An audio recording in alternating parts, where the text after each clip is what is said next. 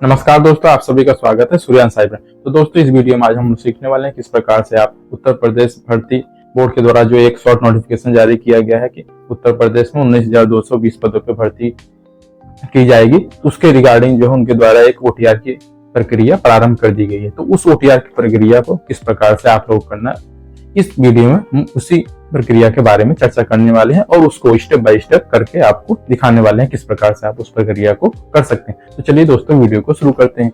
तो दोस्तों, वीडियो को शुरू करने से पहले आपसे एक निवेदन है, अगर आप लोग हमारे चैनल पर नए हैं तो चैनल को सब्सक्राइब करना ना भूलें। तो दोस्तों, यूपी पुलिस का ओटीआर करने के लिए सबसे पहले आपको अपने मोबाइल या पीसी की स्क्रीन पे आ जाना। वहाँ पे आपको जो है टाइप करना है गूगल ओपन करने के बाद आपको वहाँ पे टाइप करना है UPPB.gov.in। जैसे आप ये टाइप करते हैं उसके बाद आपको एंटर करना है। जैसे आप एंटर कर देते हैं तो यहाँ पे जो है उत्तर प्रदेश पुलिस भर्ती एवं प्रोन्नति बोर्ड के जो है ऑफिशियल वेबसाइट ओपन हो जाती है। तो यहाँ पे जैसे आप देखिएगा, इसको स्क्रॉल कीजिएगा, नीचे यहाँ पे आ जाएगा ऑप्शन आपका लेटेस्ट नोटिस, यहाँ पे 1 टाइम OTR। ठीक है, तो यहाँ पे आप क्लिक करके अपना OTR की प्रक्रिया को यहाँ से स्टार्ट कर सकते हैं। इसके लिए चलिए OTR करने के लिए यहाँ पे आप क्लिक कर दीजिए। जैसे आप इस पर क्लिक करते हैं तो आपका OTR का रजिस्ट्रेशन का पेज ओपन हो जाता है, जिसमें आपके लिए कुछ इंपॉर्टेंट इंस्ट्रक्शन यहाँ पे हैं। तो आप यहाँ पे अपना इंस्ट्रक्शन देख लीजिएगा। तो इसमें सबसे पहले बताया गया है प्रत्येक आवेदक को एक यूनिक ईमेल आईडी और एक यूनिक मोबाइल नंबर के साथ पंजीकरण करना होगा। इसका मतलब जो है आप एक मेल आईडी और एक मोबाइल नंबर से आप मल्टीपल अकाउंट नहीं बना सकते। आपको एक unique mobile number, unique email ID आपको देना होगा। ठीक है, यहाँ पे ये हो गया। उसके बाद आवेदक अपनी पंजीकरण प्रक्रिया को Aadhaar, DigiLocker, driving licence, PAN card या पासपोर्ट का उपयोग करके पूरा कर सकता है। इसके अलावा और कोई ऑप्शन यूज नहीं कर सकता डॉक्यूमेंट के लिए। तो यहाँ पे ये भी कहा गया है। उसके बाद यहाँ पे जो बताया गया है नेक्स्ट में, केवल मैट्रिकुलेशन हाई स्कूल सर्टिफिकेट प्रमाण पत्र में अंकित जो आपका विवरण रहेगा उसी के माध्यम से ही आप अपना OTR कीजिएगा। उसके अलावा अगर कोई डिटेल आप डालते हैं तो यहाँ पे जो आपका मान्य नहीं होगा। पंजीकरण के दौरान जो है आवेदक का जो भी आपका नाम रहेगा, नाम, आपका जेंडर और आपकी जो डेट ऑफ बर्थ रहेगी वो हाई स्कूल के सर्टिफिकेट और मार्कशीट के अकॉर्डिंग ही होनी चाहिए। उसके अलावा जो है बिल्कुल भी मिसमैच नहीं होनी चाहिए उससे, नहीं तो आपका जो है यहाँ पे एप्लीकेशन रद्द कर दिया जाएगा। ठीक है, तो यहाँ पे इसको ओके पे आपको क्लिक करना है। जैसे आप ओके पे क्लिक करते हैं तो यहाँ पे ये OTR का पेज ओपन हो जाता है। तो यहाँ पे 2 ऑप्शन आपको मिलते हैं, for new user, create 1 time registration.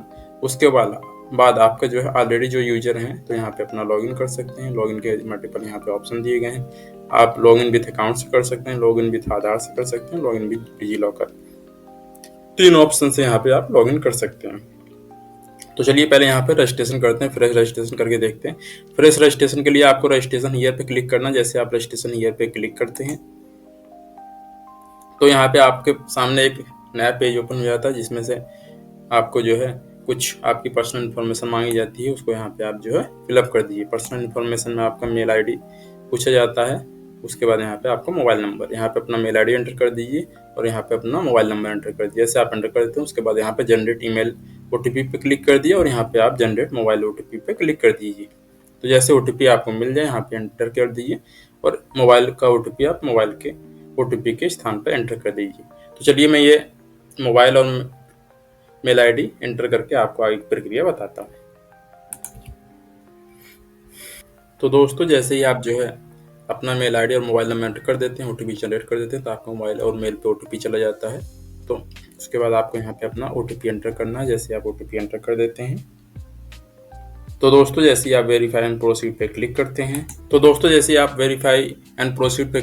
तो यहाँ पे आपका OTP वेरीफाई हो जाता है। उसके बाद आपके पास ऑप्शन आ जाता है यहाँ पे सत्यापन और वेरिफिकेशन का। तो इस पे आपको यहाँ पे क्लिक कर देना है कि आपकी उम्र जो है 18 साल कंप्लीट हो गई है। तो यहाँ पे आप क्लिक कर दीजिए। तो ऐसे आप क्लिक कर देते हो उसके बाद आपको नीचे आना है, प्रोसीड करके इसको स्क्रॉल करके नीचे आना है। जैसे आप स्क्रॉल करके नीचे आते हैं यहाँ पे वेरिफिकेशन थ्रू आधार, वेरिफिकेशन थ्रू डिजिलॉकर और उसके बाद आपका एक और ऑप्शन मिल जाता है नॉट करेंटली रजिस्टर विद आधार और डिजी लॉकर। 3 ऑप्शन है, इसमें से आप किसी भी ऑप्शन का चलिए तो मैं यहाँ पे वेरिफिकेशन थ्रू आधार पे क्लिक करके यहाँ पे वेरीफाई करते हैं। तो जैसे यहाँ पे वेरिफिकेशन थ्रू आधार पे क्लिक किया जाता है तो यहाँ पे कुछ इस प्रकार से आपका आधार नंबर यहाँ पे डालने के लिए बोला जाता है। तो यहाँ पे आप अपना आधार नंबर एंटर कर दीजिए। तो जैसे ही आप अपना आधार नंबर यहाँ पे एंटर करते हैं उसके बाद आपको जनरेट ओटीपी पे क्लिक कर देना है। तो यहाँ पे जनरेट आधार ओटीपी पे जैसे ही आप क्लिक करते हैं तो आपके आधार रजिस्टर मोबाइल पे ओटीपी चला जाता है। तो आप जो है अपना मोबाइल में ओटीपी चेक करके यहाँ पे एंटर कर दीजिए। तो चलिए मैं यहाँ पे अपना ओटीपी एंटर कर देता हूँ। तो दोस्तों जैसे ही आप अपना आधार का ओटीपी एंटर कर देते हैं उसके बाद आपको वेरीफाई एंड प्रोसीड पे क्लिक कर देना है। तो जैसे ही आप वेरीफाई एंड प्रोसीड पे क्लिक करते हैं तो यहाँ पे आधार सत्यापन सफल रहा का एक मैसेज आपको शो हो जाता है ग्रीन बॉक्स में। तो उसके बाद आपका यहाँ पे पर्सनल डिटेल आपसे पूछा जाता है, पर्सनल इन्फॉर्मेशन, जो कि आपका नीचे यहाँ पे शो हो जाता है लेफ्ट हैंड साइड आधार के अनुसार आपकी डिटेल ये है। उसके बाद यहाँ पे आप राइट हैंड साइड में आपको दिखाया जाता है कि मैट्रिकुलेशन हाई स्कूल सर्टिफिकेट के अकॉर्डिंग जो आपकी डिटेल है उसको आप यहाँ पे फिलअप कर दीजिए। एक तरफ आपका आधार की डिटेल यहाँ पे वो ऑटोमेटिक फेच कर लेता है। उसके बाद आप नेक्स्ट जो राइट हैंड साइड है वहाँ पे आप अपना हाई स्कूल के सर्टिफिकेट व उसकी मार्कशीट के अकॉर्डिंग यहाँ पे आप अपनी डिटेल एंटर कर दीजिए। तो चलिए मैं यहाँ पे डिटेल एंटर करता हूँ, लेकिन उससे पहले यहाँ पे क्या क्या डिटेल मांगा जा रहा है पहले आप आधार की साइड देख लीजिए। इस तरफ यहाँ पे पहले से डिटेल एंटर है, जैसे आपका नाम हो गया, डेट ऑफ बर्थ जो है वो भी आपका यहाँ पे पहले से एंटर है, आपका जेंडर भी एंटर है। यहाँ पे पिताजी का नाम जो है वो आपका यहाँ पे एंटर नहीं है, तो यहाँ पे आप एंटर कर दीजिएगा। उसके बाद यहाँ पे मैट्रिकुलेशन हाई स्कूल जो भी है उसके सर्टिफिकेट के अकॉर्डिंग जो आपका नाम है यहाँ पे आप एंटर कर दीजिए। उसके बाद यहाँ पे डेट ऑफ बर्थ जो है उसको एंटर कर दीजिए। यहाँ पे जेंडर आप सेलेक्ट कर लीजिए। उसके बाद यहाँ पे पिताजी का नाम अपने री एंटर कर दीजिए। तो चलिए मैं इसको एंटर करके आगे की प्रक्रिया आपको बताता हूँ। डिटेल एक बार फिलअप करने के बाद आप उसको वेरीफाई कर लीजिएगा। वेरीफाई करने के बाद ही आप इसको प्रोसीड कीजिएगा।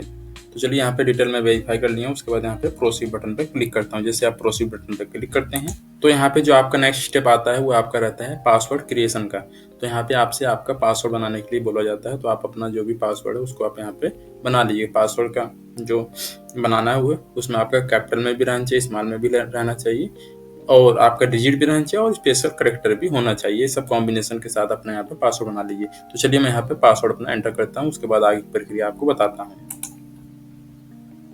तो दोस्तों जैसे आप अपना पासवर्ड क्रिएट कर लेते हैं उसके बाद आपको यहाँ पे कैप्चा वेरीफाई करने का ऑप्शन आ जाता है। तो इस बॉक्स पे आपको क्लिक कर देना। जैसे आप इस बॉक्स पे क्लिक करते हैं तो यहाँ पे आपका कैप्चा इस प्रकार से वेरीफाई हो जाता है। जैसे आपका ये कैप्चा वेरीफाई हो जाए उसके बाद आप preview and create an account पे आपको क्लिक कर देना है। तो जैसे आप प्रीव्यू एंड क्रिएट अकाउंट पे क्लिक करते हैं तो आपके सामने आपके जो अकाउंट डिटेल जो आपके द्वारा एंटर किया गया वो आपके यहाँ सामने ओपन हो जाता है। उसके बाद आप इसको चेक करके यहाँ पे मैं उपरोक्त विवरण की पुनः जांच की है और उन्हें सही पाया है, इस पे आपको क्लिक कर देना है। जैसे आप इस पे क्लिक करते हैं उसके बाद यहाँ पे क्रिएट एन अकाउंट पे क्लिक करना है। तो जैसे आप इस पे क्लिक करते हैं तो यहाँ पे आपका अकाउंट क्रिएट हो जाता है।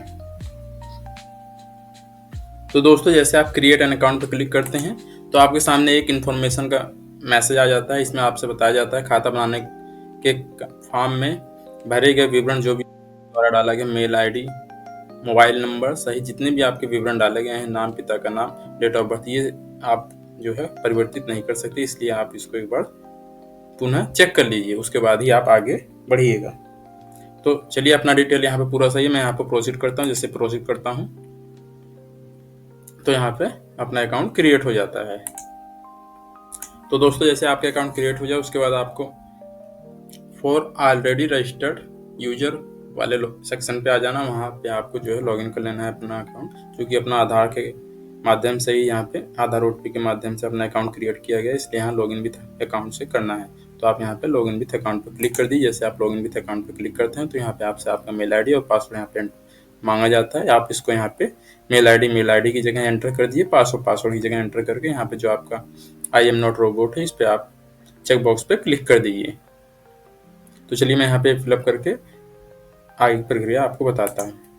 तो दोस्तों जैसे ही आप लॉगिन बटन पर क्लिक करते हैं तो यहाँ पे आपका 2 फैक्टर ऑथेंटिकेशन का ऑप्शन आ जाता है। यहाँ पे आपको 2 ऑप्शन मिलते हैं कि तो आप जो अपने मेल पे ओटीपी भेज सकते हैं कि तो आप अपना फ़ोन पे ओटीपी भेज सकते हैं। तो चलिए यहाँ पे मैं अपने फ़ोन पे ओटीपी भेज देता हूँ। उसके बाद जो ओटीपी आएगा यहाँ पे एंटर कर देता हूँ। उसके बाद इसको आगे प्रोसीड करता हूँ। तो जैसे आप ओटीपी सेंड कर देते हैं यहाँ मैसेज आ जाता है ग्रीन कलर के बॉक्स में कि आपका OTP भेज दिया गया है। तो यहाँ पे चलिए मैं OTP इसको देख के यहाँ पे एंटर कर देता हूँ। तो दोस्तों जैसे ही आप मोबाइल का OTP एंटर करते हैं, उसके बाद लॉगिन पे क्लिक करते हैं, तो यहाँ पे आपका अकाउंट जो है लॉगिन हो जाता है। तो जो आपका पहला पेज है जनरल इंस्ट्रक्शन का पेज है, तो इसमें यहाँ पे जो है आपका जनरल इंस्ट्रक्शन है कि गलतियों से बचने के लिए ऑनलाइन आवेदन भरने से पहले विज्ञप्ति में दी गई सभी जानकारी और दिशा निर्देशों को आप लोग ध्यानपूर्वक पढ़ लीजिएगा। इसको पूरा आप ध्यानपूर्वक पढ़ लीजिए, उसके बाद ही आप आगे प्रोसीड कीजिएगा।